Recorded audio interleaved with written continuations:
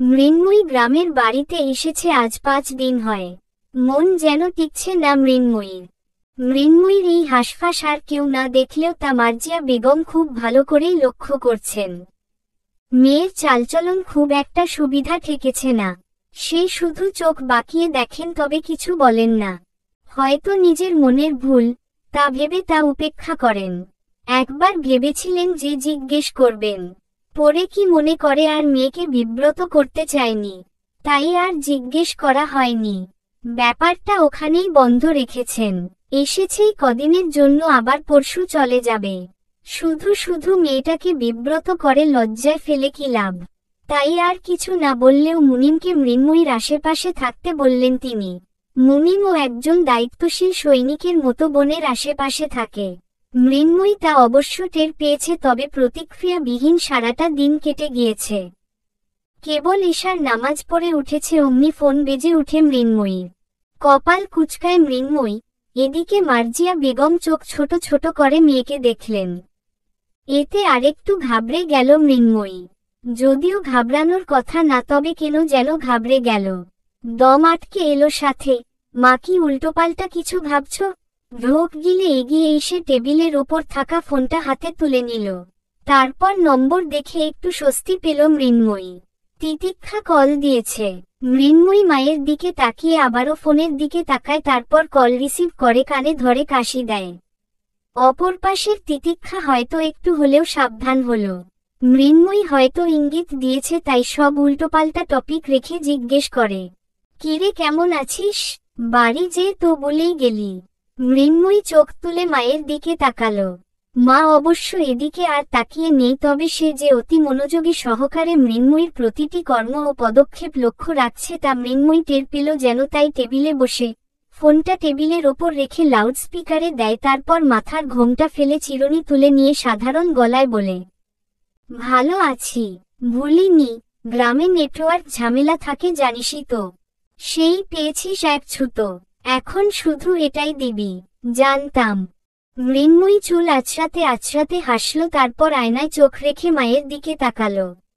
এখন আর মার্জিয়া বেগম মেয়ের দিকে সন্দেহ করেনি।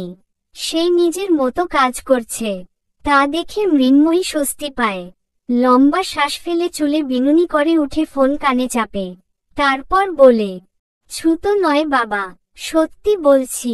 তিতিক্ষা হেসে ফেলল, তারপর বলে, আচ্ছা মেনে নিলাম। ফিরবি কবে? কাল কিংবা পরশু। একদিন আগে আয়। শহর তো ঘুরেই দেখিসনি। ঘোরাঘুরি আমার পছন্দ না তিতিক্ষা থমকায়, তারপর বুঝতে পারে মৃন্ময়ী এটা কেন বলেছে, তাই দীর্ঘশ্বাস ফেলল। তারপর বলে, আচ্ছা ঠিক আছে, যখন মন চায় আসিস। নিজের যত্ন নিস শুধু। কথা বলেই আবারও তিতিক্ষা কিছুটা চিন্তিত ও উদাস গলায় বলে, ও শোন, জানিস শ্রান্ত ভাইয়ের ডান হাতের অবস্থা ভালো না। মৃন্ময়ী শুনল, ঢোক গিলল। এলোমেলো হলো দৃষ্টি, জোরটা নিয়ে অস্পষ্টে জিজ্ঞেস করে, কি হয়েছে? মারামারি করেছিল মনে হয়। হাত নাকি থেতলে গেছে? ওর জন্যই তো শেষ পরীক্ষা দিতে পারেনি। মৃন্ময়ী প্রতিক্রিয়াবিহীন শুধু বলেই, ওহ। মৃন্ময়ী থেকে এত ছোট উত্তর পেয়ে যতাশ হল তিতিক্ষা। ব্যর্থ হয়ে বলে, আচ্ছা রাখছি, ভালো থাক, দ্রুত চলে আসিস। আচ্ছা। কথাটা বলেই কলটা বিচ্ছিন্ন করে মৃন্ময়ী। তারপর চেয়ারেই থম মেরে কিছু সময় বসে থাকে। এর মধ্যে ভেতরের রুম থেকে ডাক পড়ে রাতের খাবার খাওয়ার জন্য। গ্রামের বাড়ি এটা আর নতুন নয়। এখানে সন্ধ্যা 7টা মানেই অনেক রাত। সময় দেখল মৃন্ময়ী কেবল 9টা 15। তাই একই জায়গা থেকে একটু উচ্চ স্বরে বলে, আব্বা আসুক, তারপর খাবো আম্মা। ভেতর থেকে মার্জিয়া বেগম জবাব দিল, তোমার বাবার আসতে দেরি হবে। অন্য শহরে গেছে ব্যবসার কাজে। এসে পড়ো, রাতে আর ভাত বেড়ে দিতে পারবো না। বিরক্তিতে লম্বা শ্বাস ফেলে মৃন্ময়ী। তারপর উঠে দাঁড়িয়ে চুপচাপ খাবার রুমে চলে যায়। খাবার রুমে এসে দাদির পাশের এক চেয়ার টেনে বসে মৃন্ময়ী। মার্জিয়া বেগম মেয়েকে দেখলেন, প্লেট এগিয়ে দিয়ে খাবার বেড়ে দিতেই মৃন্ময়ী তা মেখে মুখে তুলে নেয়। মার্জিয়া বেগম দেখলেন, তারপর শান্ত গলায় জিজ্ঞেস করে, কে কল দিয়েছিল? ভার্সিটির একটা ফ্রেন্ড, ওর নাম তিতিক্ষা। সাবলীলভাবে জবাব দিতেই মার্জিয়া বেগম চোখ ছোট ছোট করে বলে, হিন্দু, হ্যাঁ, মনের অনেক ভালো মেয়েটা। আমি কিছু না বুঝলে বুঝিয়ে দেয়। ওর সাথেই তো আমার মেডিকেল প্রজেক্ট ছিল। কেমন হয়েছে? ভালো, কিন্তু কথা থমকে যায় মৃন্ময়ীর। কথায় কথায় অনেক কথা বলে ফেলেছে। মৃন্ময়ী স্বভাবত এত কথা বলে না। মৃন্ময়ীকে থমকাতে দেখে মার্জিয়া বেগমের চোখ তীক্ষ্ণ হয়। তারপর সন্দিহান গলায় বলে, কিন্তু কি মৃন্ময়ী, কিন্তু কি? থতমত খায় মৃন্ময়ী, তারপর এলোমেলো শব্দ বলে, কি কিন্তু কিছু না আম্মা। নতুন তো তাই আমার বুঝতে একটু সময় লেগেছে। নিঃশ্বাস বন্ধ করে এক নিমিষেই কথাটা বলল মৃন্ময়ী। মার্জিয়া বেগমের মুখ সাধারণ হল। তবে সে কিছু বলার আগেই দাদি বলে উঠে, আহ, মার্জিয়া থামো। মেয়েটা শহর থেকে এসেছে। সেই যেদিন থেকে এসেছে সেদিন থেকে কেমন অন্যরকম আচরণ করছো। এই রকম করো না তো। মেয়েটাকে একটু শান্তি মতো থাকতে আর খেতে দেও। থমথমে হয়ে উঠে মার্জিয়া বেগমের মুখ। মৃন্ময়ী প্রতিক্রিয়া করে না। সে যেন জানত এমন একটা পরিস্থিতিতে তাকে পড়তে হবে, তাই অত্যন্ত স্বাভাবিক ও গুরুত্বের সাথে খাবার খাচ্ছে, যেন এই কাজ ছাড়া আর কোন কাজ করলে তার পাপ হবে অথবা দুনিয়া ধ্বংস হয়ে যাবে। খাবার খেয়ে রুমে এসে শুয়েছে অনেক সময়। তবে বিছানায় এপাশ ওপাশ করেও ঘুমের ছিটেফোঁটাও ধরা দিল না মৃন্ময়ীর। তাই বিছানার পাশ হাতড়িয়ে নিজের ফোনটি বের করে সময় দেখে। সময় 11:30। এত সময় কখন গেল মৃন্ময়ী টেরই পায়নি। লম্বা একটা শ্বাস ফেলে ফোনের লক খুলে কল লিস্টে যায়।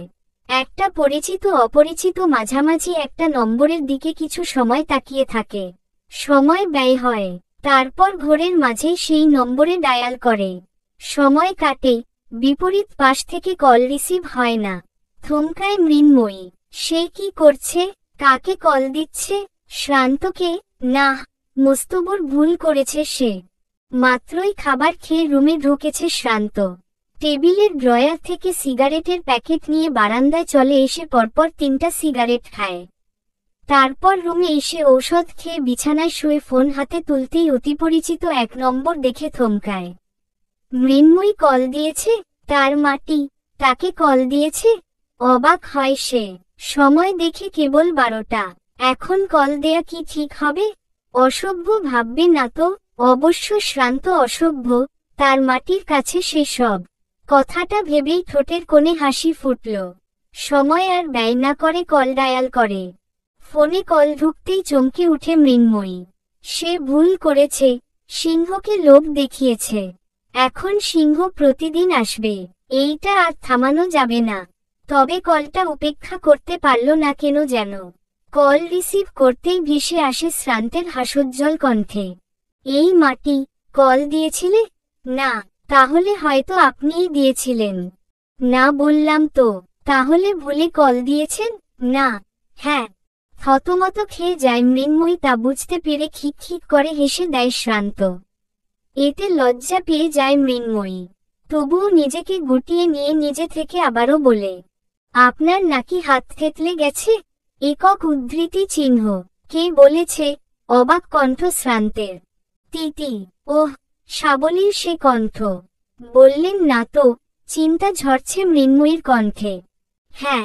এখন কি অবস্থা? একক উদ্ধৃতি চিহ্ন।